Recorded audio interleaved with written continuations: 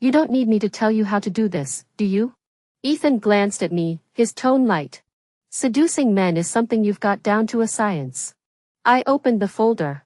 There was a photo of a young man with short hair, deep-set eyes, and a casual expression as he looked into the camera, exuding an indescribable air of rebelliousness. Jax.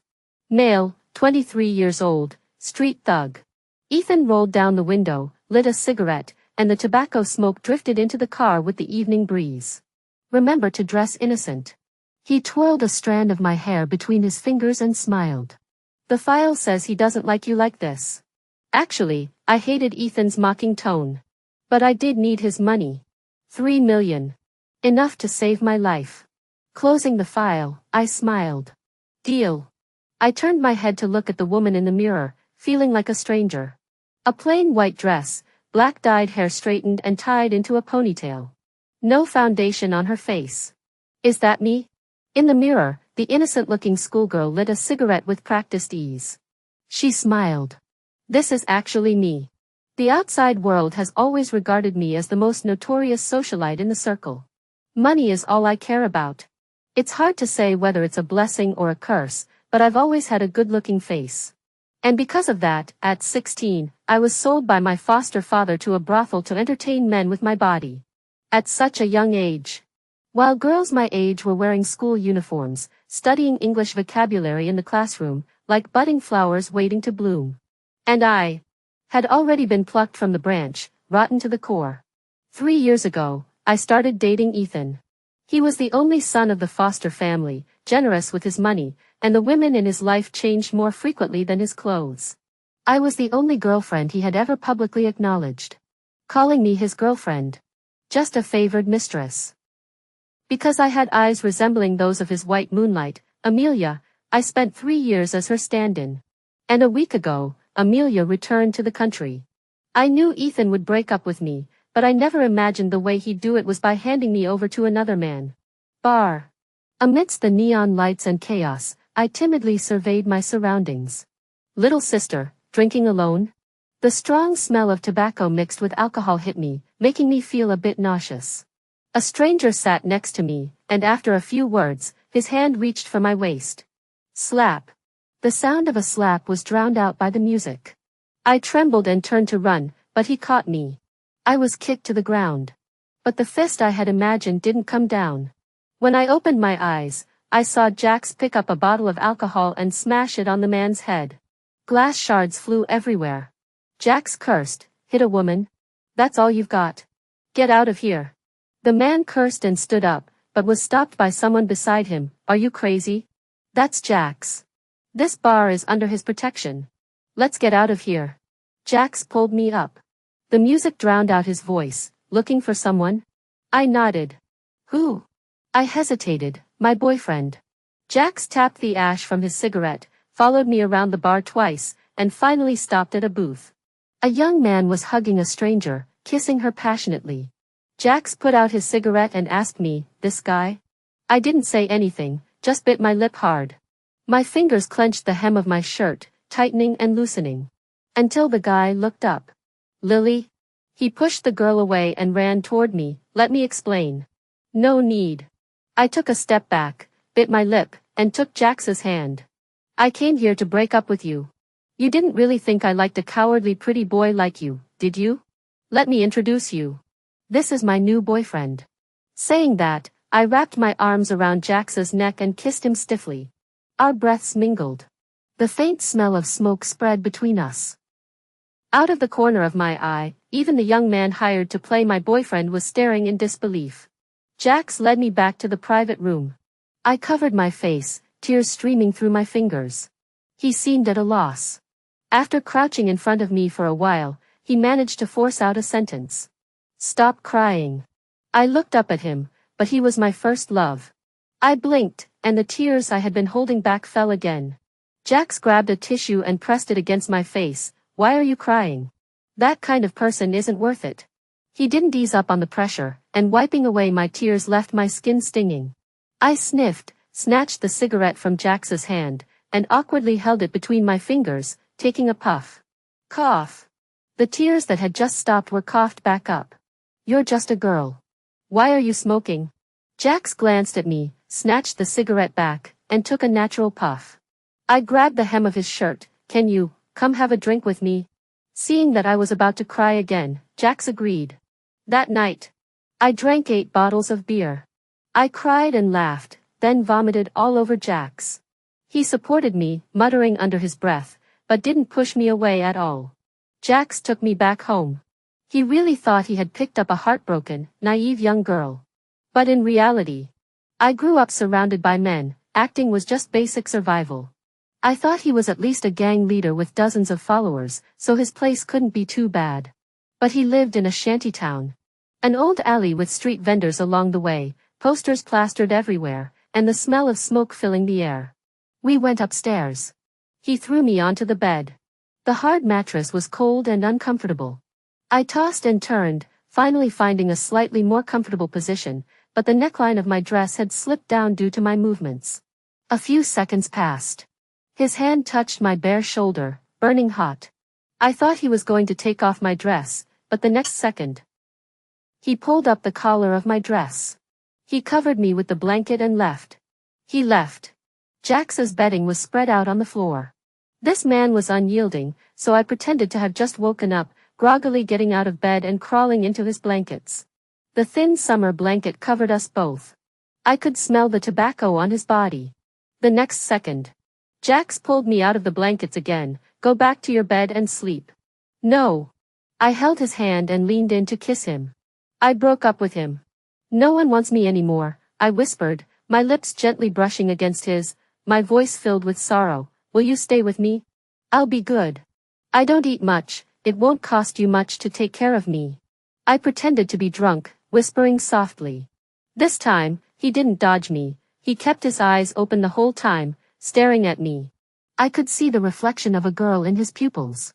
She was wearing a white dress with her hair tied up in a high ponytail. So innocent and beautiful. I kissed him nervously and clumsily, using my trembling hands to undress him. Jax's breathing grew heavier. Zhou Yao, he held my hand. You're drunk. Do you know what you're doing? I know. I slipped my hand into his palm. Jax's hand was large, able to fully enclose mine. My fingers slipped between his, intertwining with his. I leaned in again. I randomly brushed against his lips, biting them, innocent and unsure. Jax finally couldn't resist anymore. He muttered under his breath, pressing his palm against the back of my head and deepening the kiss. On the cramped hard bed, Jax pulled me into his embrace. His scorching palm pressed against my waist, smoothing out every tremor. I curled up in his arms, whimpering softly. Be good. He kissed my earlobe. Relax. Deep into the night. Jax was already asleep. I suddenly felt something trickling down my nose. I wiped it with the back of my hand, and in the dim light, the faint red stain stood out clearly. 1 drop, then 2. I tore off a tissue and pressed it against my nose, then gently pulled away his arm that was pressed against me. In the bathroom, I locked the door, balled up the tissue into a small ball and stuffed it into my nose, then pulled off the leather strap holding my ponytail and lit a cigarette. I studied my reflection in the mirror. My face was pale, almost sickly, and above my protruding collarbone, there were ambiguous kiss marks. All of them were Jax's marks. The record said he never touched women. But in reality, once he started, he was more savage than a beast, almost killing me. My arms and legs felt like they were about to fall apart. Zhou Yao? Jax's voice suddenly echoed outside the bathroom. I froze, quickly extinguishing the cigarette. What's wrong? I quickly opened the window to ventilate the room, threw the cigarette butt into the toilet, and hid the lighter. Jax leaned against the door and asked, feeling unwell? I waved my hand to dispel the smoke while whispering, my stomach feels a little off. It's my fault. Jax's voice came through the door crack, sounding hoarse. We went at it for too long and didn't cover you with a blanket. I didn't say anything. I just sat on the toilet, staring at the reflection of a man's shadow on the glass door. Broad shoulders, narrow waist, the classic inverted triangle. Once the smoke had mostly dissipated, I finally went out. Jax was quietly leaning against the wall, waiting. He gently touched the strands of hair that had fallen around my face. You look good like this. It was only a few steps from the bathroom to the bedroom, but he still picked up a jacket and draped it over me. When I returned, I noticed the sheets had been changed. The old sheets were piled at the foot of the bed. He picked them up. "I'll wash them." I looked at him in shock. There were two distinct red stains on the sheets. This man must have misunderstood something. I could tell he was inexperienced, awkward, and reckless throughout. The sound of running water and fabric being scrubbed echoed from the bathroom. I slipped over in my slippers and leaned against the door, watching. The man was wearing only loose shorts, his wheat-colored skin exposed, squatting with his legs spread wide, scrubbing away while holding an unlit cigarette in his mouth. In the old bathroom. The scene was unexpectedly warm. I snapped out of my daze when he washed his hands and came over, playfully pressing his palm against my waist, sending a chill that made me shrink into his embrace. Jax dried himself off on his pants before lifting me into his arms, holding me horizontally. His expression was serious, almost solemn, as if making a promise. "I'll take responsibility." "Okay." I buried my face in his chest. My voice was shy. But my face showed no emotion. Jax carried me back to the hard bed. His palms brushed through my hair, across my cheeks, and finally pulled down my straps. The old electric fan creaked as it spun. But the temperature in the room rose steadily with his movements. He turned off the light. Gentle yet reckless. After a while, Jax fell asleep. Once I was sure he was asleep, I slowly pulled out my phone. There was an unread message. The sender was Ethan. I dimmed the screen and opened it. A wave of humiliation washed over me for the umpteenth time. "Come back within an hour. Take care of my needs." The casual tone made it seem like I was just a toy he could discard and pick up at will. And in truth, that was exactly what I was. I froze for a moment. I slowly got dressed and got out of bed. I left the rental apartment. On the street, I hailed a taxi, my voice weak, Riverbend manner. The driver glanced at me through the rearview mirror, his words tinged with mockery. "Going to see your boyfriend?" He emphasized the last three words deliberately. This neighborhood was famous for its exorbitant property prices, and many wealthy individuals had their mistresses living here, so outsiders referred to it as the mistress neighborhood. I stared out the window, ignoring him. My thoughts drifted with the car's gentle bumps. The physical intimacy between us was nothing special to me, but Jax's reckless yet restrained manner made my heart flutter for no reason. What was I feeling? I didn't know. Feeling restless, I rolled down the window and lit another cigarette. Someone like me had no right to feel this way. Maybe I'll feel better after a couple more sleeps. The car stopped. I pulled out $100 from my bag and shoved it into the driver's hand. "Keep the change." As he took the money, he blatantly rubbed my wrist twice. Such a minor gesture wouldn't have bothered me in the past, but now, the sweaty sensation made me feel inexplicably sick. I grabbed my bag under my arm and smashed it against the driver's head. The driver covered his head and cursed, "Fuck, you're just a woman who called a taxi in the middle of the night to sleep with someone. What's wrong with touching you a little? Who do you think you are, some kind of chaste virgin?" After cursing, he slammed on the gas and sped away. A gentle evening breeze blew by, faintly carrying the driver's curse, "Bitch." I'd heard that word countless times. But tonight, it sounded especially harsh. I extinguished the cigarette. I sent the license plate number I'd taken to the complaint platform, then resignedly turned back inside. As I entered the first 3 digits of the door code, the door suddenly swung open. A strong smell of alcohol hit me. The door slammed shut. The sudden darkness left me unable to see anything, but I felt my chest sink as my clothes were roughly torn open. There was no warning. He went straight for my underwear, intending to vent his most primal, filthy desires. My body instinctively shifted, and Ethan missed his mark. Running away? In the darkness, he gripped my shoulders tightly. "You've been pretending to be pure for days, and you actually kept yourself pure?" His fingers tugged at my hair, forcing it down. I should have been used to it by now. But the self-respect that had been suppressed over the years seemed to be rebelling tonight. I pushed his hands away. Ethan's breathing grew heavier. He was truly angry. In the darkness, I saw him lower his body and speak slowly, threatening me. "Tell me, how should an old woman who can't even take care of herself end her life? Let her starve to death? Or be strangled by a drunkard?" "Ethan." I reached for his hand, wanting to say something, but the light suddenly turned on. The sudden brightness was blinding. The full-length mirror reflected my disheveled appearance. He pushed me toward the mirror. Look, this is who you are. Zhou Yao, between us, there's no room for you to refuse. I closed my eyes tightly, yet I felt a bit like laughing. It made sense. After acting for 2 days, I had actually convinced myself that I was that little girl who would cry out in pain with red eyes. Just as Ethan was about to take me, his phone suddenly rang. As the screen flashed, I could faintly make out the caller's name. Amelia. Ethan's anger vanished almost instantly. I stood there motionless. But inside, I felt a sense of relief. He composed himself and answered quickly, "What's wrong?" "Okay, I'll be right over." Ethan let me go. My clothes were ruined, so I went upstairs to change into another outfit. By the time I stepped out, it was nearly 3 a.m. I hailed a taxi back to that urban village. This time, the driver was a middle-aged woman who chatted non-stop about her good-for-nothing husband and her son who caused her endless trouble. I listened quietly. As we were about to get out, I sincerely remarked, "Sister, I really envy you. You have a clean job. You have family members who care about you." The woman looked at me as if I had said something funny, her eyes wide. "Envy me? Don't joke around, young lady. Look at you, you're young and beautiful, and your conditions must be great. I've seen your bag, it's a donkey brand, worth tens of thousands of dollars." I smiled but didn't say anything. The bag was a gift from Ethan. And this seemingly young and beautiful exterior was actually rotten and stinking on the inside.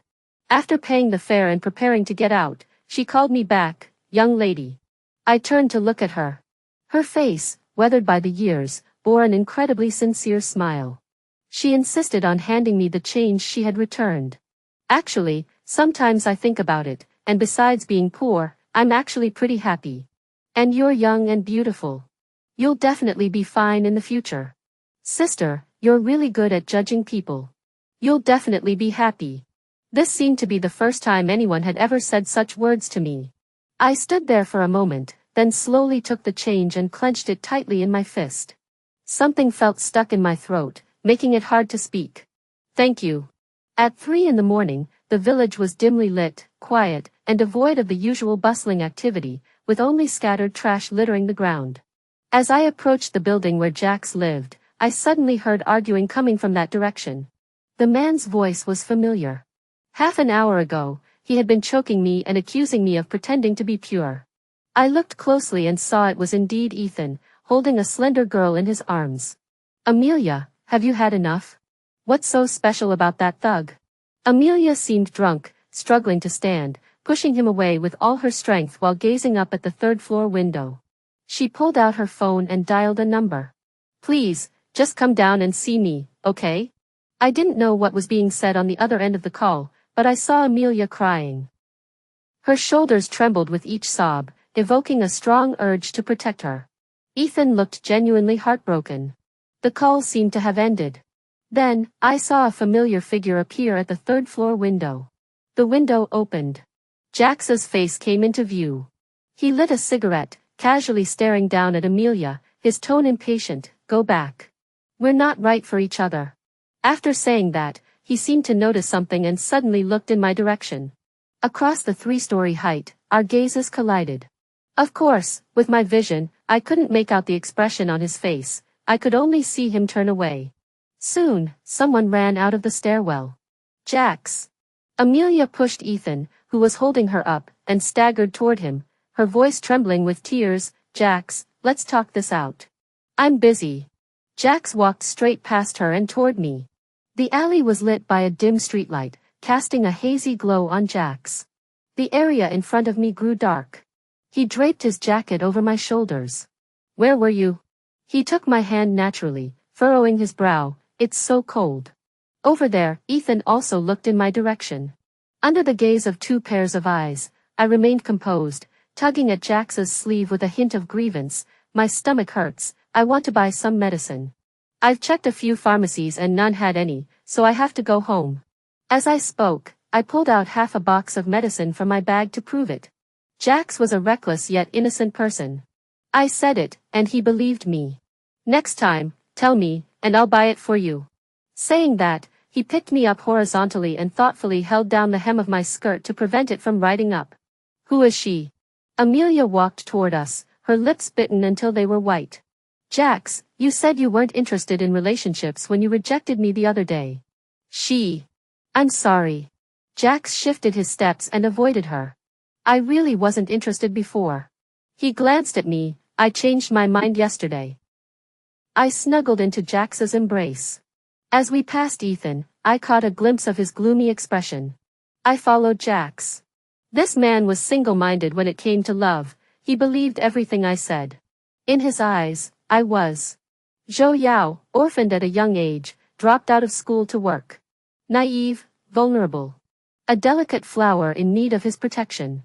On the second day we were together, he took me to that bar called You. A group of rough-looking young men surrounded us, looking like they just heard the biggest gossip of their lives. Boss Jax, your iron tree finally bloomed? Nonsense. Someone challenged him. Look at Boss Jax's face. He must have had a wild night last night.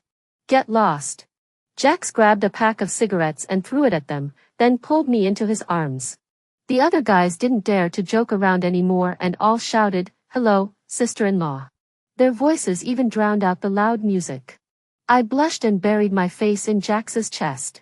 But in reality, I actually felt like laughing. Jax's men were all just like him, rough and straightforward. They didn't look like gangsters, they looked more like a bunch of teenage boys. Because they were worried about me, the flower bud, Jax's men were all holding back. They dared not speakly, dared not mention dirty jokes, and dared not even smoke a cigarette. They were afraid of offending me. Big sister, a guy on my left asked me with a gossipy expression after drinking 2 cups of wine, tell us, how did you win over our boss Jax? Exactly. Someone agreed, sister, you don't know. Boss Jax has been single for years. The girls who chased him could fill 3 streets, but he didn't even glance at any of them. We all thought Boss Jax liked men, so we were always on edge. Even when we went out to fight, we'd sew our pants to our waists, afraid we'd accidentally get messed with by Boss Jax. Laughter filled the air. I laughed along with them. Then I heard someone else say, sis, we made a bet among ourselves about what kind of girl Boss Jax likes. In the end, we all agreed that Boss Jax likes the pure and innocent type. Just like you, sis. I smiled as usual. But I didn't respond. Actually, I was craving a cigarette. My hand, hidden under the table, rubbed against my leg as I tried to suppress the urge for nicotine. However, a flash of fire caught the corner of my eye. Jax lit a cigarette and handed it to me. Don't hold back. He tucked my hair behind my ear and smiled. Last night, I smelled cigarette smoke. I was stunned, unable to react, but my body was honest. My right hand had already taken the cigarette. My index and middle fingers held the lit cigarette, tapping it lightly, the motion smooth and practiced. Everyone froze, unable to believe their eyes as they stared at me, the innocent flower, but Jax was the only one smiling. He lit one for himself and even playfully tapped it against mine. Everyone finally snapped out of it. Oh, come on. They all pulled out their cigarettes and passed them around. Sis, you should have said something earlier. We were holding it in for so long, we didn't even dare to touch the lighter. I smiled but didn't respond. Because I couldn't figure out what Jax was thinking. Jax got along well with his men, showing no airs of being the boss. Everyone drank and chatted. Sis. The guy across from me wore black-rimmed glasses, looking more like an intellectual than a gangster. He pushed his glasses up and asked with a smile, how much else about you does our boss Jax not know? His tone was playful, as if he were teasing me. But through the thick lenses, I saw the challenge and threat in his eyes. Running through it all was the most primal desire. I had a feeling. He seemed to know my true identity. But he didn't continue, instead joining the others in laughter and changing the subject.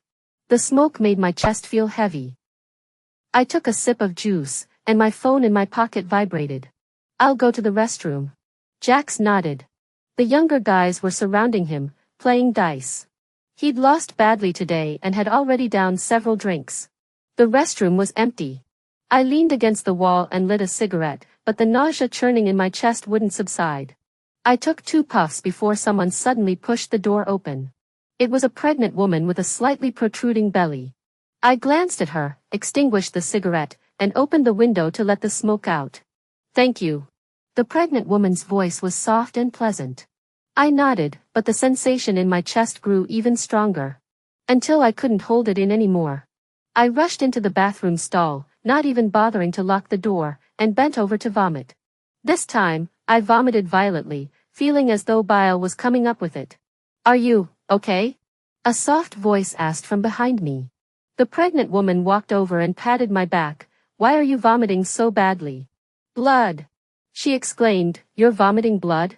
The violent vomiting caused my vision to blur briefly. It took a few seconds for my vision to clear. It wasn't as bad as she made it sound. There was just a little red in the vomit. I carefully pushed her out of the stall, flushed the toilet, and wiped my mouth with the tissue she handed me. Thanks. Are you okay? She frowned, looking a bit tense. Her fair, clean face was plump, clearly well cared for. I'm fine. I went to the sink to wash my face. When I came out, I saw a man waiting at the bathroom door. When he saw me, he quickly looked up, his gaze sweeping over my face before settling on the person behind me. Why did you take so long?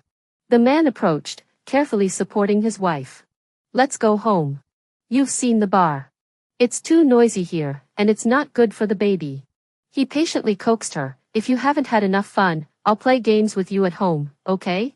She nodded but still looked back at me. At that moment, someone walked around them toward me. It was Jax. Are you her boyfriend?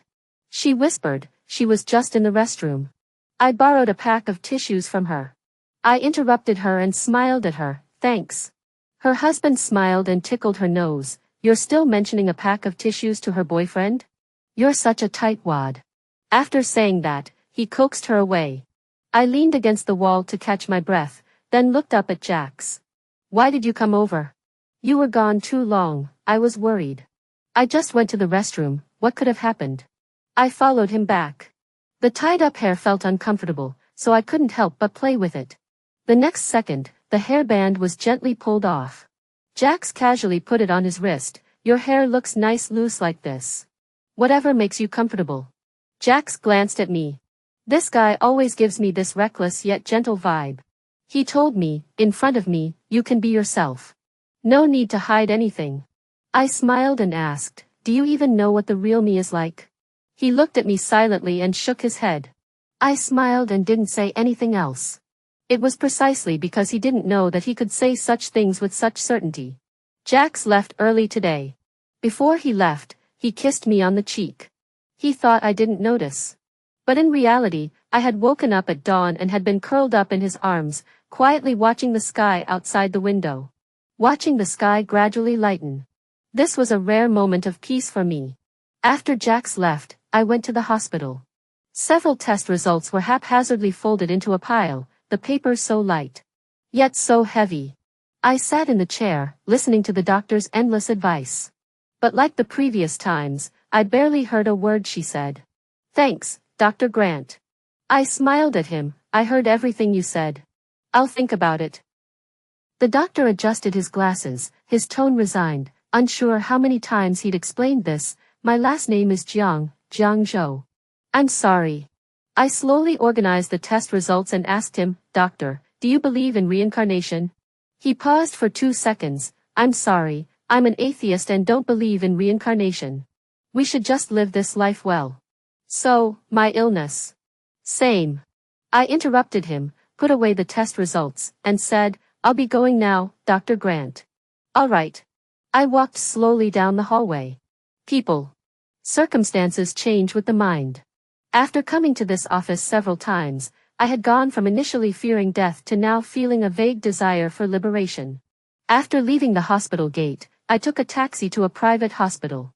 3rd floor of the inpatient ward. When I pushed open the door, there was a faint smell of disinfectant in the room. Mom.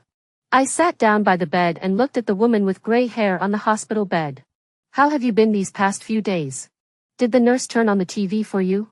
Did you watch your favorite show, A Dream Under the Willow? Do you miss me? It was all just me talking to myself. She was wearing an oxygen mask and couldn't speak, but when I held her hand, she squeezed it very gently. Her name was Maggie, she was my adoptive mother. When I was 4, I was kidnapped by human traffickers and sold to a criminal gang, forced to beg on the streets for money. At 7, I was taken in by my adoptive parents. My mother always treated me well. She had her own daughter, a late-in-life child who was the same age as me, but she went missing when she was 5 and has never been found. She saw me on the street, felt compassion, and took me home to raise me. My adoptive father was an alcoholic who loved playing mahjong, often losing hundreds of dollars at a time, which was a significant amount of money back then.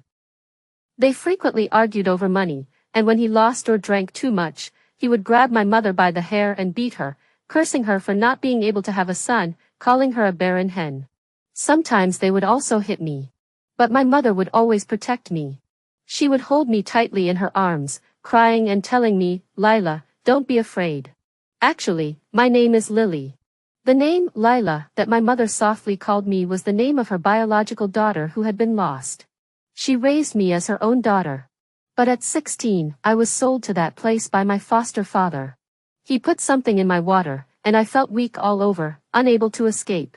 Years later, the memories have grown fuzzy, but I vaguely recall that room was filled with people, many men. They smoked and laughed and shouted.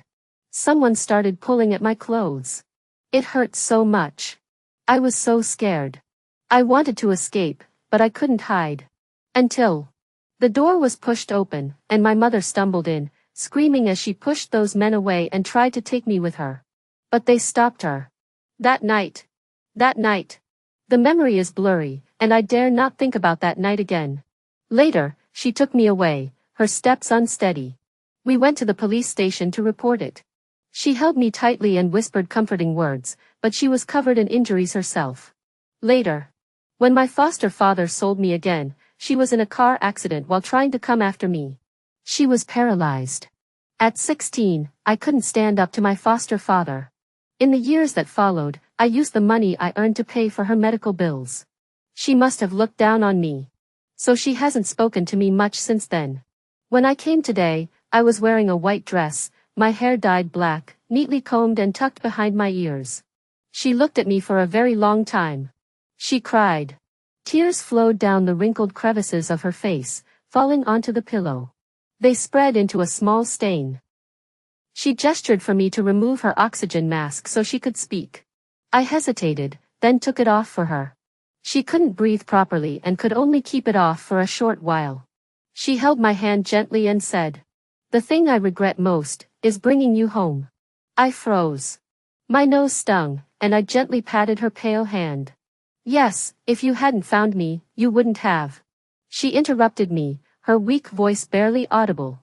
She choked out, "If you had been adopted by another family, you would have grown up happily. It's my fault." Her breath grew weaker, and I hurriedly put the oxygen mask back on her. She couldn't speak anymore, but I could read the unspoken words in her cloudy eyes. She wanted to say, "If I had been adopted by someone else, even if the family wasn't wealthy, at least I could have grown up safely and honestly. Then, I would be the person I am today." I suddenly burst into tears. 5 years ago, my adoptive father died. He died of a heart attack. When he collapsed, he crawled toward the medicine cabinet. I was crouched beside him, watching. Until he reached the cabinet, I opened the drawer, took out the medicine, and threw it away. I watched that monster suffer, struggle, and die before my eyes. Only then did I calmly call 120. Later, I scattered his ashes in many places. Toilets, latrines, pigsties. Every filthy place. But I knew. No matter what, it couldn't make up for the life he had ruined for me. Perhaps because I was too emotionally overwhelmed, I soon fell asleep after calming down. I sat by the bed for a while, feeling a knife-like pain in my stomach. Just as I was about to leave, someone pushed the door open. Ethan's gaze fixed on my collar, his expression darkening. "That was the kiss mark Jax left last night. I told you to seduce that thug, and now you're addicted to him?" The mocking tone was as always. I didn't say a word. This hospital wasn't public, and Ethan was the largest shareholder. I had tried several times to transfer my foster mother to another hospital, but I was always stopped. As long as Ethan didn't agree, I couldn't take her away. My mother was sleeping soundly on the hospital bed. I lowered my voice, let's talk outside. As I turned to leave, Ethan suddenly grabbed me. Where are you going? He squeezed my shoulder, guilty. His fingertips traced the kiss mark, and I saw unmistakable desire in Ethan's eyes. Before I could struggle, Ethan pushed me onto the empty companion bed next to us. The bodyguards are watching the door. No one can come in. The implication was clear. Are you crazy? I lowered my voice, my mother is still here. Perfect, Ethan said casually, let her see what her good daughter has done to save her. Before I could reach for my phone, he snatched it away. What? Jax can touch it, but I can't. He loomed over me, pressing me down onto the bed, his words dripping with sarcasm, crushing what little self-respect I had left. I began to struggle. Then I bit down hard on his arm. As the taste of blood filled my mouth, Ethan flew into a rage and slapped me hard across the face. It hurt so much. I turned my head away, feeling a ringing in my ears. The only silver lining was that my mother was still asleep. She had been growing weaker lately, and the nurse had said she often fell into a deep sleep for hours at a time, making it difficult to wake her. Thank goodness. She didn't need to see her own daughter in such a humiliating state. Blood rushed to my head, and I forced down the metallic taste in my throat. But I had no strength left to struggle. Ethan gently pulled me into his arms. I'm sorry. He stared at the slap mark on my face, his tone softening. I lost control of my emotions just now. Zhou Yao, I've changed my mind. He pressed me into his embrace. Without you by my side, I actually feel a bit uneasy. I'll have someone else do this. Come back. Crazy. Ethan, this rich playboy, does things on a whim. When he's in a good mood, he throws money around like it's nothing. When he's not, they have 100 ways to torment people. Selfish and cold-hearted. When he lowered his head to kiss me, I didn't dodge. I just said quietly, I heard that Amelia is moving next door to Jax's house today. Just one sentence, and I successfully stopped Ethan's actions. What? I glanced at my wristwatch. She should have already moved by now. Amelia had once again unknowingly shielded me from Ethan. And I hadn't lied to him. When Ethan arrived, Amelia was standing at the door of Jax's house, directing a group of workers to move things. Put that table by the window. That's my favorite antique vase. Be careful and put it on that cabinet. Ethan pulled her aside angrily. Are you sure you want to live here? Of course. Amelia shook off his hand. It's nice here. The Wen and Fu families were both well-known local businesses, and Amelia had been born with a silver spoon in her mouth. She had probably never even lived in a regular neighborhood, let alone a village in the city. Though they hadn't interacted much, it was clear that Amelia had been raised well. She had the delicate air of a spoiled young lady, but without the snobbish arrogance that often came with it. She never held back with Ethan. She didn't even let him in the door, simply shooing Ethan away. I leaned against the doorframe, feeling a sharp pain in my abdomen. I didn't want to take any more painkillers, so I lit a cigarette. Amelia seemed to dislike the smell of smoke, waving her hand to dispel it, but she didn't say anything. Instead, she directed the moving workers. The sofa is made of genuine leather. Don't scratch it. As soon as she finished speaking, the workers carrying the sofa hurried past, and it scraped against a cabinet nearby. There was a protruding nail on an inconspicuous part of the cabinet. The sofa was scratched in a small area. The responsible worker's expression changed instantly. The young man, who had just entered the workforce, turned pale with fear and tremblingly asked about the price. Amelia gave him a disapproving look. Are you going to pay for it? That'll cost you several years' wages. His face turned even paler. Never mind, Amelia waved her hand, just be careful next time.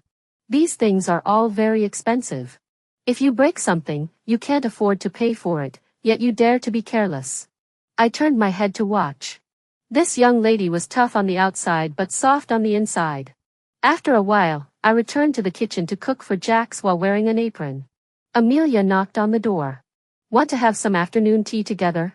I paused for a moment with the spatula in my hand, then said, sure. Next door. Amelia's small rental apartment was filled with furniture. The dining table was set with the afternoon tea she had prepared, almost completely covered. Amelia poured me a cup of black tea, its aroma rich and fragrant. Want to hear about Jax and me? She suddenly asked me. Sure. It wasn't really a story worth telling. 3 years ago, Amelia had ditched her bodyguards in the middle of the night to go to a bar alone. After getting drunk, she was hit on and groped by a stranger, and then Jax intervened. Actually, that bar was under his protection, just like me back then. Whatever happened there, Jax would step in. But the love of a rich girl is so pure and passionate. She fell for the hero who saved her, chasing after him every day, only to be forced by her family to go abroad. For 3 years overseas, she never stopped thinking about Jax. The first thing she did upon returning was come looking for him. The tea in her cup was still steaming hot when she finished her story. Amelia took a small bite of a cookie and hesitantly asked me, "Are you Ethan's girlfriend of 3 years?" Actually, she asked very politely. When others mentioned me, who would use the word girlfriend? Most would just mention it dismissively. She? Just Ethan's mistress. I smiled and didn't say anything, which was my way of acknowledging it. So, did Ethan tell you to get close to Jax? I took a sip of tea and said, "Sorry, I can't talk about that." Amelia looked at me for a long time. So long that I even wondered if she was going to splash the hot tea on my face, but then she sighed. "I can tell that Jax has truly fallen for you. He's a stubborn man. Even if he finds out you approached him with ulterior motives, he'll still be with you no matter what. But I moved here to compete fairly. I've always known that if you want something, you can't just think about it, you have to fight for it." She looked at me quietly, speaking slowly. "As for Jax, I can't say I'm determined to have him, but I will give it my all. Zhou Yao, I have confidence in myself. I will stand by his side." I held the hot tea and sipped it slowly. After a while, I smiled softly. I didn't say anything. I didn't know what to say. Actually, I felt that Amelia's tenacity was really well suited for Jax. We silently agreed not to continue the topic. We chatted about random things for a while, then there was a knock on the door. Jax stood at the door without coming in, just waving the bag he was holding. "Lily, let's go home." Those 4 simple words made me feel a little dazed. Lily. Only my mother would call me that. She was the only person in the world who loved me. But more often than not, she pronounced it more like Lila. I knew she was always thinking of the daughter who had gone missing at the same age as me. Coming back to my senses, Jax was still standing at the door waiting for me, his gaze fixed on me, just looking at me. Just looking at me. I snapped out of it and replied dryly, "Okay." I followed Jax home. He placed the bag on the dining table, carefully opened it, and inside were a pile of exquisite little cakes.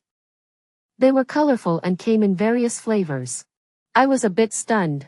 Over the years, I've received many gifts from men: money, jewelry, flowers, luxury watches. I wanted money, they wanted sex, and we both knew what we were getting. But this was the first time someone had treated me like a little girl and brought me a bunch of cute, delicate sweets. He opened another bag, which contained various flavors of milk tea. Seeing that I hadn't said a word, Jax shifted uncomfortably, pressing his temples, seeming a bit nervous. "Don't you like them?" "Those brats said girls all like this stuff." He pretended to put the bag away. "Never mind, I'll take them back and share with them. I like it." I walked over, picked up a strawberry-flavored cupcake, and scooped out a small piece with a spoon. The cream melted slowly on my tongue, filling my taste buds with sweetness. I'd never tasted anything like it before. I didn't like sweets because I always felt they were meant for people who were very happy. And I didn't deserve that. It's delicious. I bit down on the plastic spoon and looked down. It's very sweet. Jax hurriedly handed me a cup of milk tea. Taro ball, 7 parts sweet. Despite the queasy feeling in my stomach, I kept shoveling spoonfuls into my mouth. Zhou Yao was someone who had grown up in hardship, enduring all kinds of suffering. Yet today, tasting a bit of sweetness left her feeling at a loss. It wasn't until this moment that I realized how emotionally bankrupt I was, despite my worldliness in matters of the heart. Even something as simple as a dessert could make me feel loved. I suddenly felt utterly pitiful. My eyes stung. I swallowed the cake in my mouth, reached for the cigarette pack on the table, and lit one, trying to suppress the tears. But he snatched it away. "You can smoke, but don't use it to cheer yourself up when you're feeling down. It's bad for your health." Jax knelt in front of me, tilting his head up to look at me, and for some reason, he reminded me of a loyal large dog. Are you unhappy? No. I sniffed, it's delicious. I just feel like I've never eaten anything this delicious before. It's a bit of a shame. Jax laughed at me. He ruffled my hair. I'll buy you this every day from now on. Then I'll get fat. I'll still love you even if you're fat. I curled up in Jax's arms, and we bantered back and forth like this. Like an ordinary young couple. Except, before we knew it, we ended up in bed. The curtains were drawn. As I was about to lose control, his hand protected my head. Jax. My hand slid down his shoulder and brushed against his collarbone. Did you get a tattoo? Yeah. He leaned down and kissed me. Do you like it? I told him the truth. It's ugly. Who gets someone else's name tattooed here? On the left side of his collarbone, the words, Zhou Yao, were tattooed. That spot was very close to his heart. Several times, the words were on the tip of my tongue, but I swallowed them back down. Finally, I couldn't help but ask him. You got my name tattooed. How are you going to date other girls in the future? He wrapped his arms around me, his voice hoarse. Why would I want to date other girls? You're enough for me. Jax buried his face in the crook of my neck. I never thought about love before. If one day you and I break up, I won't think about it again. I froze. Break up? Does he really think we're in a serious relationship? Jax. I wanted to talk to him properly, to tell him my true intentions for getting close to him, but the image of my mother's frail, aged face flashed through my mind. The words on the tip of my tongue were forced back down. I traced my name on his body with my fingertips. Does it hurt? No. He lowered his head, swallowing the rest of my words. At 4 a.m, I was awakened by the ringing of my phone. Jax answered it for me and held it to my ear. Hello. Is this Ms. Zhou? Your mother has passed away. My nails dug deeply into the palms of my hands, the sharp pain proving that this call was not a dream. Jax beside me also heard it. He didn't ask a single question, quickly got out of bed, dressed, and accompanied me to the hospital. Along the way, I quietly stared out the window at the scenery rushing by. I didn't say a word. I didn't shed a single tear. My eyes were dry and sore, not a single tear in sight. I thought. I really am a heartless person. Not even a single tear at a time like this. I arrived at the hospital in a daze. I saw the doctor and the nurses. After a long time, I was led into the room and saw the person covered in a white sheet on the bed. A living person, covered in a white sheet, no longer making a sound. I walked over in a daze and held her hand. It was stiff and cold. It was only then that I truly felt the separation. A familiar nurse gently patted my shoulder and said, Aunt Maggie pulled out the ventilator herself at dawn. She wanted to go on her own. Why? I had tried so hard to save her.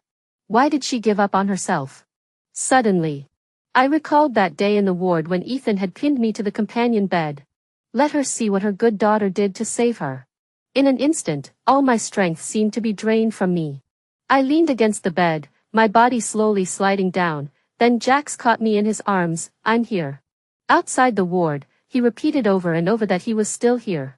He would be with me. His soft, reassuring words finally cleared the chaos in my mind, and I unconsciously clung to his arm. She knows everything. She wasn't asleep. Jax didn't understand. But he patiently comforted me. Until Nurse Chen handed me a piece of paper. This was found under your mother's pillow. It must be for you. It was a thin piece of paper. It took me a while to unfold it. It wasn't my mother's handwriting. She must have asked the nurse to write it for her, and it was a bit messy. There were only 2 sentences. Actually, Lila isn't lost. She died when she was 4 years old, and I've never been able to accept that fact. At that time, I once considered suicide, but then I found you and brought you home. Lily, you gave me the hope to keep living. Mom doesn't want to be a burden on you anymore. She said. Lily is the kindest, purest girl in my heart. Forever. I clutched the paper, crying and laughing. Tears finally fell in big drops, soaking the paper. I thought. She had just gone down to be Lila's mother. The entire funeral was arranged by Jax. He wore a black suit, accompanied me in mourning attire, and led a group of his men to kneel before the altar. He accompanied me to send my mother on her final journey. At the front of the altar, he knelt on both knees, facing my mother's portrait, and solemnly vowed.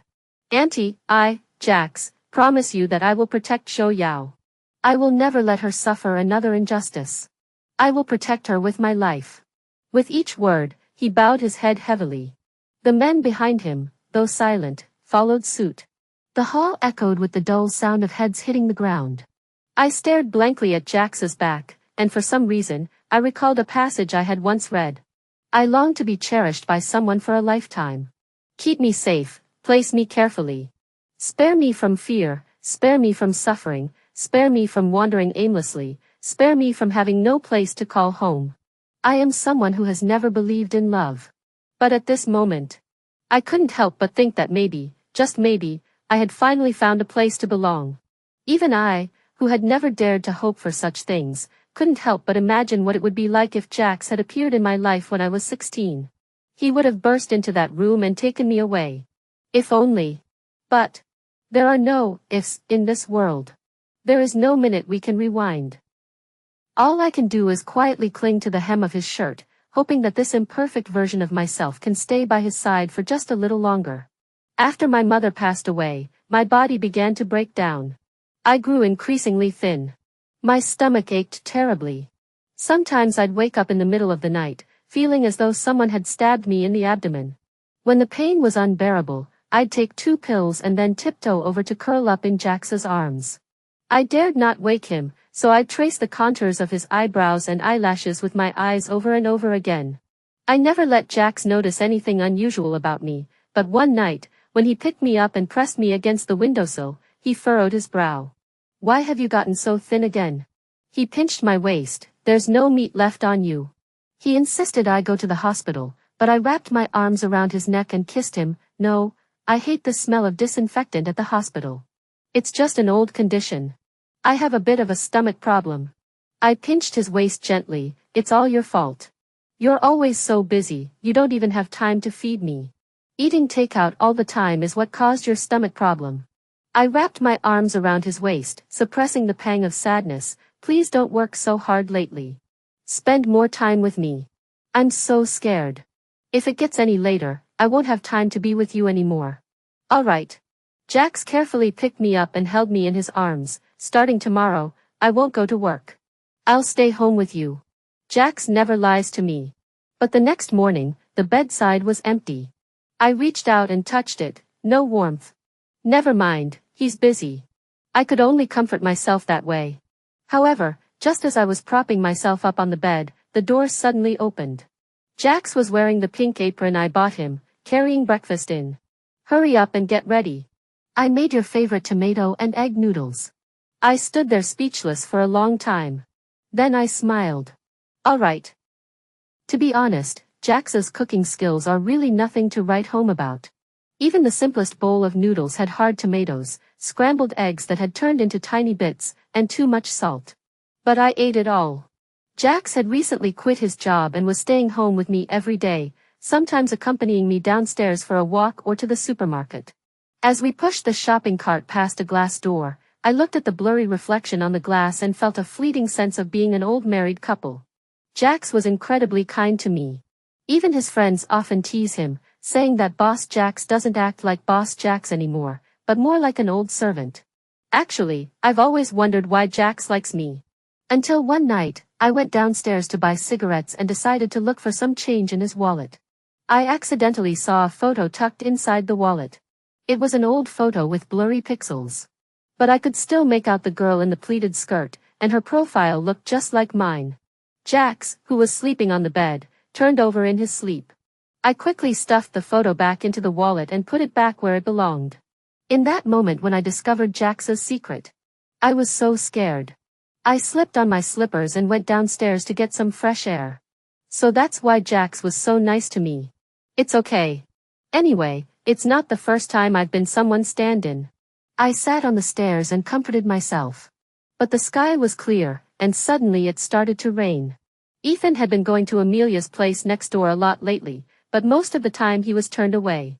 The rental house wasn't soundproof, so I could often hear them arguing.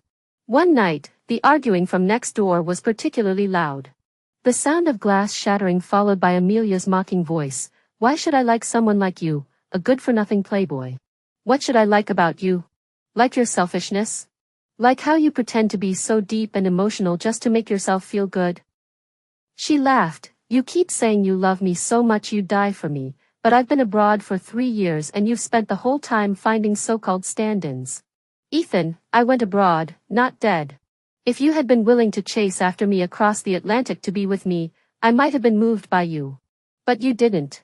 Amelia's words were sharp and forceful, leaving Ethan speechless. Through the wall, I couldn't hear Ethan's response. The noise from next door gradually subsided. With nothing else to go on, I was about to wash up and go to bed when I suddenly received a call. It was an unfamiliar number. Hello. Is this Zhou Yao? The voice sounded familiar, but before I could ask, the other person quickly identified themselves. This is Jiang Zhou. I paused for a moment, then smiled. Dr. Grant. There was a 2-second silence on the other end, but the person didn't dwell on the issue and instead urged. I know whether to treat it or not is your choice, and as a doctor, I have no right to interfere. But I still want to advise you to seek treatment as soon as possible. If it's a financial issue, I can try to help you contact a charity. Dr. Grant, thank you. I walked to the bathroom, locked the door, and replied in a very soft voice, I don't plan to seek treatment. But you're still young. If I seek treatment, will I survive? He paused for a moment. At least you'll live a few more months. I lit a cigarette and watched the smoke blur the pale face of the woman in the mirror. How would I live? Like my mother, lying in a hospital bed, weak and unable to take care of myself? Then I'd rather not have those few months. Dr. Grant, I don't want to leave this way. Thank you for your kindness, but I'll make my own decision. Dr. Grant, good night. I hung up the phone. Jax had gone downstairs to buy dinner, and the bathroom was quiet until the cigarette butt burned my hand, and I finally snapped back to reality. Actually, when I first found out I was sick, I was terrified of dying. So, for Ethan's $3 million, I agreed to seduce Jax. That money wasn't just for my mother, it was also for myself. In truth, I'm just a mundane person. I fear death and cling to life. Otherwise, I would have already sacrificed myself for my own innocence. I endured so much humiliation and swallowed so much suffering mixed with blood, all just to survive. To live on with my mother, to live well. That's all it was. But it was so hard. My mother is gone. And I didn't make it either. Heaven has never been kind to me, except for letting me meet Jax. Though he was just using me to look at someone else's shadow.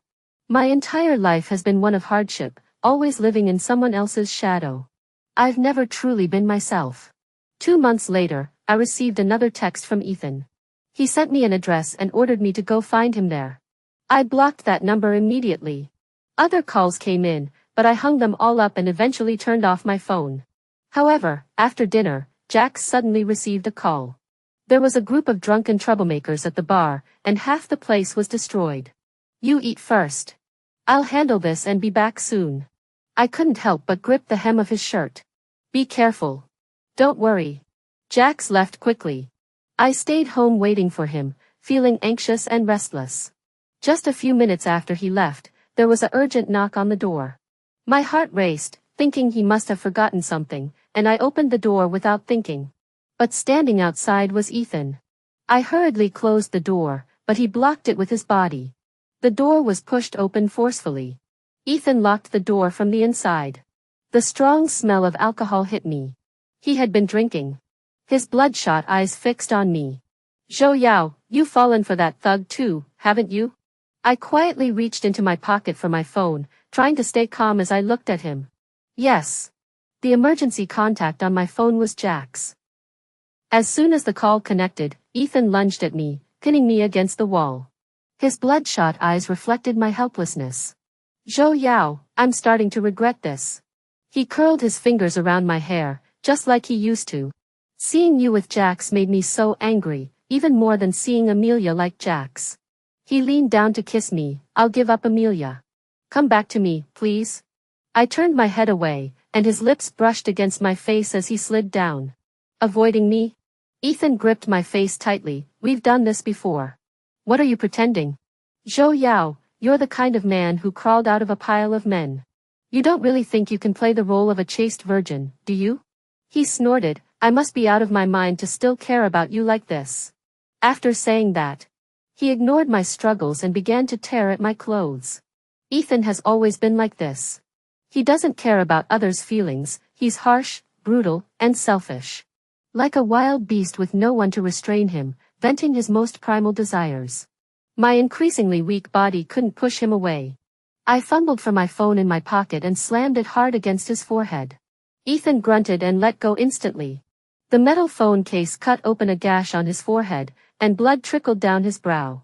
Suddenly, the sound of a lock opening echoed. I panicked, instinctively not wanting Jax to see me in this disheveled state. But when I tried to run away, Ethan grabbed me tightly.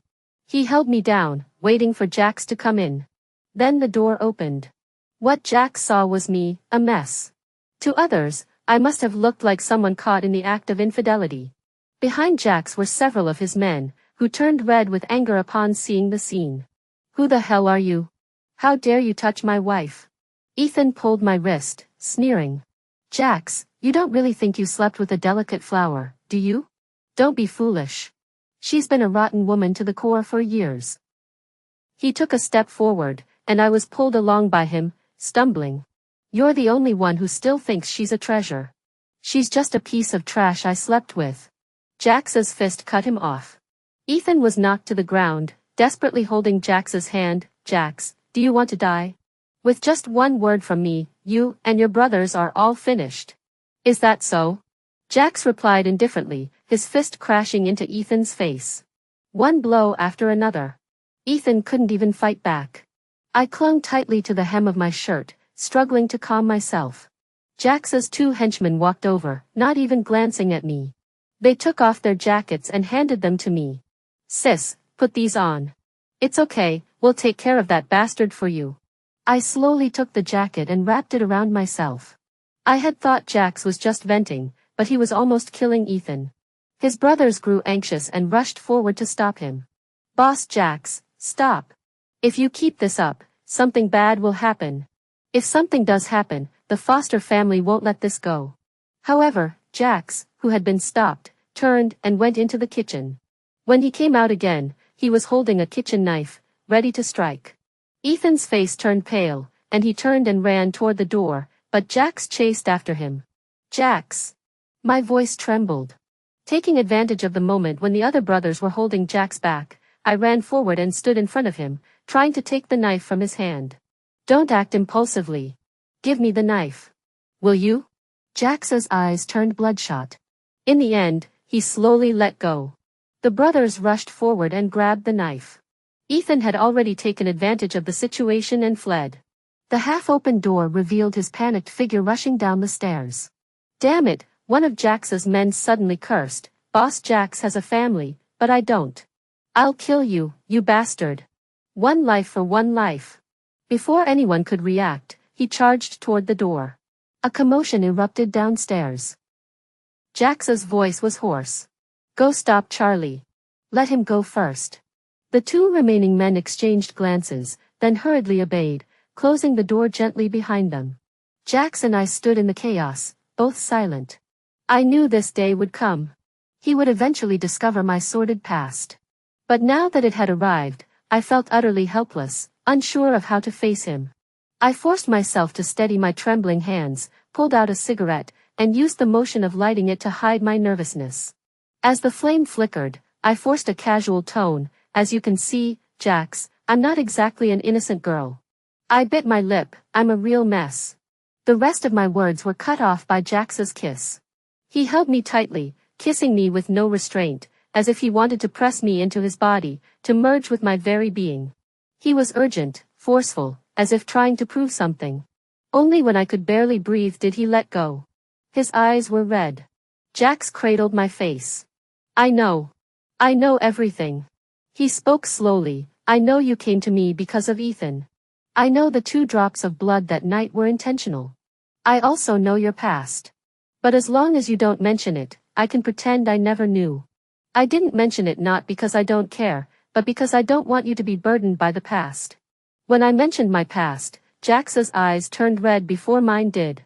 The hands holding my face tightened slightly, and he sighed, I only regret not meeting you sooner. If.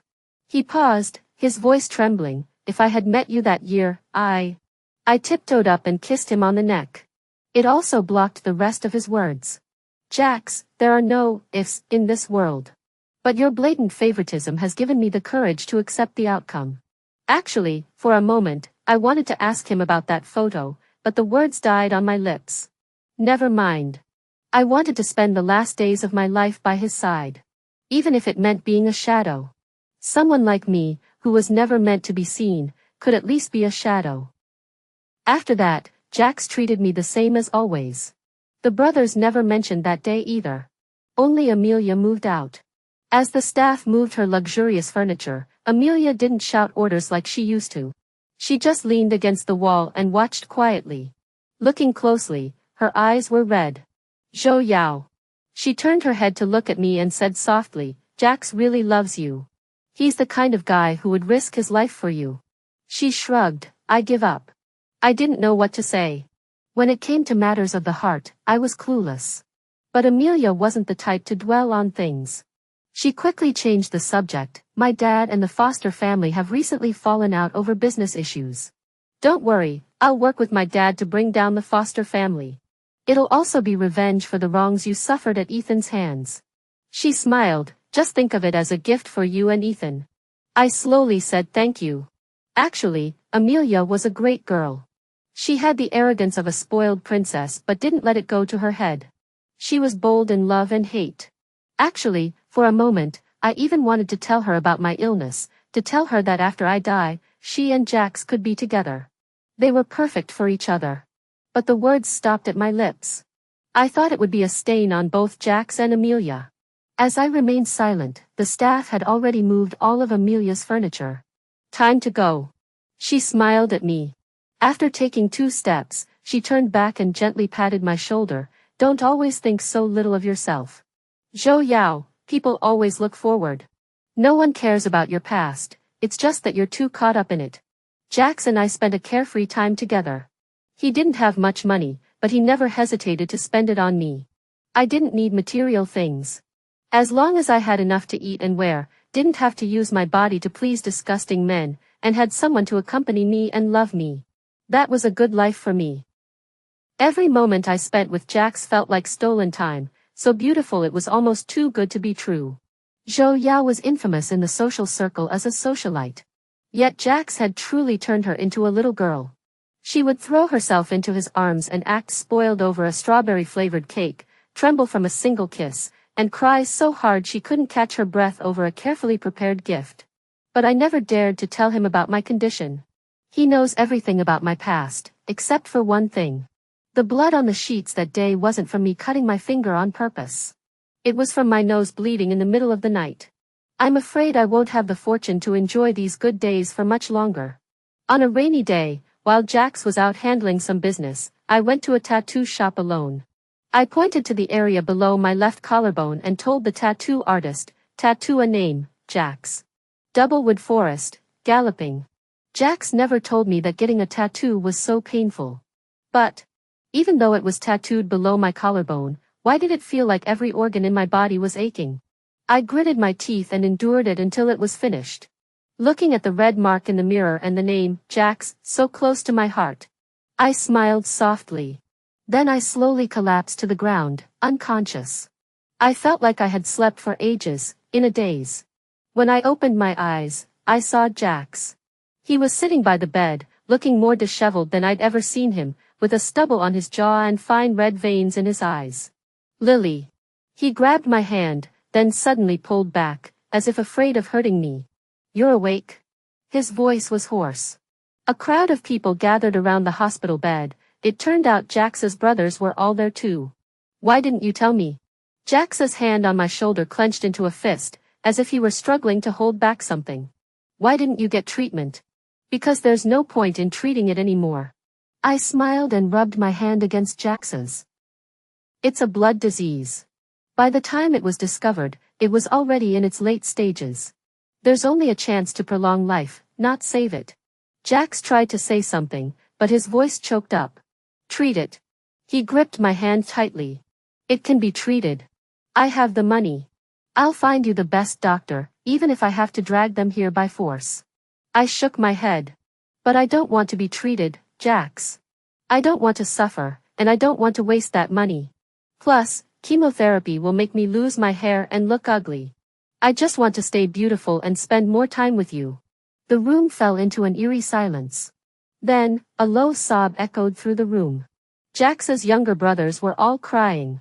Sis, we can all chip in for the money. Just focus on getting better. Don't leave Boss Jax alone. Without you, he's like a robot without a home. He only found some humanity after meeting you. Jax's eyes were bloodshot, and his eyes were wet, but he clenched his teeth to stop the tears from falling. He held my hand and pleaded. Lily, please get treatment, okay? Let me stay with you a little longer, okay? I couldn't say a word. Okay. I thought, maybe, just maybe, a miracle could happen. Jax researched extensively and took me to a hospital renowned for its hematology department. After securing an appointment with a specialist, he accompanied me into the examination room. Age? 22. But at that moment, I clutched Jax's hand tightly and thought to myself, a bit melodramatically. It's 2 years old. Because my new life had only begun the day I met Jax. He had dragged me out of the abyss, bit by bit, stubbornly and recklessly, without caring about anything else. Jax, to me, was the true meaning of redemption. But after tests at several hospitals, the results were the same. It was too late. The doctors could only say they would try to extend my life as much as possible. That day, Jax nearly destroyed the hospital. After I persuaded him to leave, he sat at the hospital entrance and lit a cigarette. Before the cigarette was even lit, he started crying. He stomped the cigarette out on the ground, and tears fell from his eyes. He said, Lily, how can I keep you here? After some twists and turns, Dr. Grant became my attending physician again. He arranged for me to be admitted to the hospital, developed a treatment plan, and scheduled chemotherapy. Jax was by my side almost 24 hours a day. A man who lived such a rough life was so careful and considerate when it came to me. Even though I could still walk, he was always worried and insisted on pushing me in a wheelchair, only letting me get out to take a walk once we were inside the hospital. One morning, while Jax was pushing me out to soak up the sun, we unexpectedly encountered an acquaintance in the hospital courtyard. It was the young pregnant woman who had helped me in the restroom earlier. Months had passed, and her abdomen was now prominently rounded, and she had gained some weight. Her husband was carefully supporting her as they walked toward the hospital building, watched the steps. They looked very happy. I sat in the wheelchair, watching her quietly. Just then, she turned her head and her gaze locked onto mine. It's you? She actually remembered me. She tapped her husband's hand, signaling him to help her walk toward me. You. She looked at my hospital gown, then at the wheelchair I was sitting in. What happened to you? I smiled. Just a minor illness. Not wanting to continue the topic, I shifted my gaze to her stomach. You're about to give birth, aren't you? Yes. She instinctively placed her hand on her abdomen. The due date is next month. I always feel like it's a girl. Mentioning the unborn child in her womb, her expression softened, and her features became more gentle. She's so well behaved, she rarely kicks me. That's wonderful. I waved at her. You're going for your prenatal checkup, right? Go ahead. I'll stay here and soak up the sun. She nodded. Take care of yourself. I hope you recover soon. Thank you. She was helped away by her husband. As she turned, I heard her whisper to her husband. That's the girl I met in the bathroom at the bar last time. She's so cool and kind. I stood there for a moment, then smiled softly. Cool and kind. I never thought I'd hear such a description of myself one day. The weather was nice today. The warm sunlight enveloped me and the pregnant woman. Just a few meters apart, yet two completely different worlds were separated. She was welcoming a new life into the world. And I was waiting for the final outcome of my fate. Sitting in a wheelchair, I could see the end of life with just a glance. Summer was gradually coming to an end. Autumn had arrived. The leaves in the hospital were turning yellow and falling all over the courtyard. I had lost a lot of weight. Every time Jax helped me change clothes, his eyes would redden, and he dared not linger his gaze on me for too long. The only thing that made me a little happier was hearing the news that the foster family had gone bankrupt. Amelia had done everything she had told me that day. She was indeed a good girl. She also came to visit me at the hospital. Even though we were rivals, she sat by my bed for a while, said only a few words, and her eyes turned red. She gently held my hand, her voice slightly hoarse. "You'll be okay," she said. "I still remember the first time I saw you. Even though I knew Jax liked you, I couldn't help but think, how could there be such a beautiful girl in this world?" Every smile and frown was full of charm, yet her eyes were so pure. She didn't stay long, just gently patted my hand. "If you need anything, just ask. I have plenty of money." I smiled at her. "All right." Amelia left. But not long after, when Jax went downstairs to buy me dinner, Ethan showed up. He had been drinking. He stood at the door, staring at me with red eyes for a long time, then walked in slowly. "Lily." He called me that for the first time. "Why didn't you tell me you were sick?" I frowned. "Get out." He ignored me, walking straight to the bedside, kneeling down, his eyes scanning every inch of my face and body, his eyes red with tears. He looked so deeply in love. "You were sick while I was with you, weren't you? Why didn't you tell me?" He reached out to hold my hand. "I could have helped you. If you had told me sooner, I wouldn't have. I wouldn't have pushed you toward Jax." I dodged his hand and reached for the phone on the bedside table, but my wrist was still held by him. "Zhou Yao." He knelt by the bed, adopting a loving expression. "Marry me. Marry your mother. She's our older sister-in-law." A sudden shout of anger erupted at the door. It was Jax's henchmen, who had come to visit me with some fruit. They rushed forward, and one of them kicked Ethan in the back. Ethan, who was already crouched down, was knocked to his knees in front of me. Ethan was no longer the young master of the foster family he once was. The foster family had fallen, leaving behind debts of over 100 million. Fu's father couldn't accept it and fell seriously ill in the hospital. As for Ethan, a good-for-nothing second-generation playboy, the foster family would never be able to rise again in his lifetime. Why had he come to find me? It was just a person who had fallen from a high place, instinctively reaching out to grasp something to prove that he still had something left. And that self-pitying, melodramatic act was his usual trick. He didn't truly love Amelia, and he didn't truly like me either. He was simply obsessed with those he had lost. I watched Ethan, who was being forced to kneel before me, and spoke softly. "Useless. Ethan, without your rich father, you're nothing but a worthless piece of trash. What gives you the right to compare yourself to Jax?" Ethan was dragged out of the hallway by Jax's henchmen. Now, without the foster family's protection, burdened by debt, Jax's henchmen could beat him senseless at will. The hospital room finally fell silent. After Ethan's outburst, I felt exhausted, with no energy left in my body. The sky outside the window was gloomy, with no sign of the sun. I suddenly had a premonition. It seemed like I couldn't stay with Jax much longer. How tragic.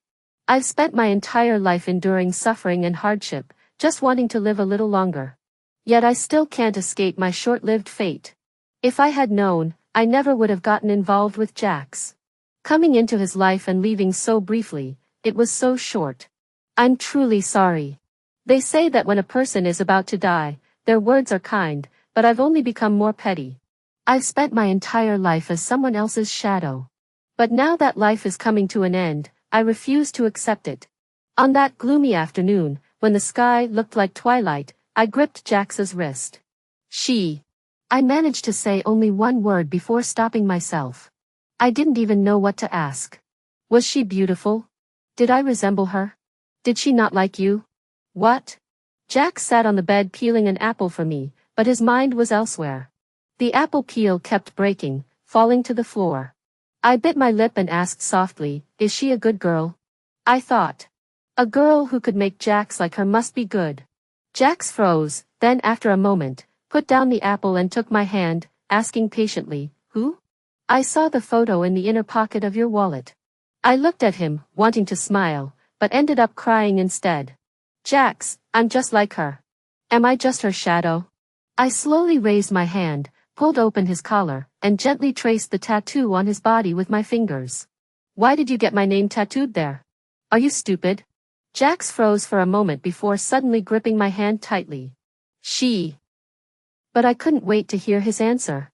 A sweetness welled up in my throat, and despite my best efforts to suppress it, it surged forth. I coughed violently. It felt as though I was coughing up my internal organs, and finally, I vomited blood before falling into unconsciousness. In my daze, I heard many sounds. The chaotic footsteps of people. Jax's shout, "Doctor! Doctor, save her!" The choked soothing voices of his henchmen. I seemed to hear Jax's voice again. "It's you. The girl in the photo is you. It's always been you. Zhou Yao, I've known you far longer than you've known me. Back then, I was beaten half to death by a group of people in an alley. You called the police to save me and gave me a band-aid so small it couldn't even cover the wound. After that, I often followed you secretly. That photo was taken by me, and I dared only capture your side profile. But when you were 16, I suddenly lost track of you. You never went back to those places again. I waited every day, but I never saw you again. Until I saw you again in the bar. You were still dressed the same as back then, but I knew you had changed. I didn't think about it. I just felt sorry for you. I didn't care why you came back to me. I thought I could protect you now. I thought." He choked up and couldn't speak. The last thing I heard was his muffled sobs. "I never told you any of this because I've always hated myself. If I had been braver back then, if I hadn't just watched you silently all those years, but had taken the initiative to get to know you, then when you were in danger, I could have rushed over to save you. I've met you twice in my life, yet I couldn't save you either time." Something fell onto my face. The heat was intense, piercing my soul. I wanted to tell him, "Jax, don't cry. You've already saved me." It was he who made me realize that I am worthy of love, that I am not a flower rotting in the mud.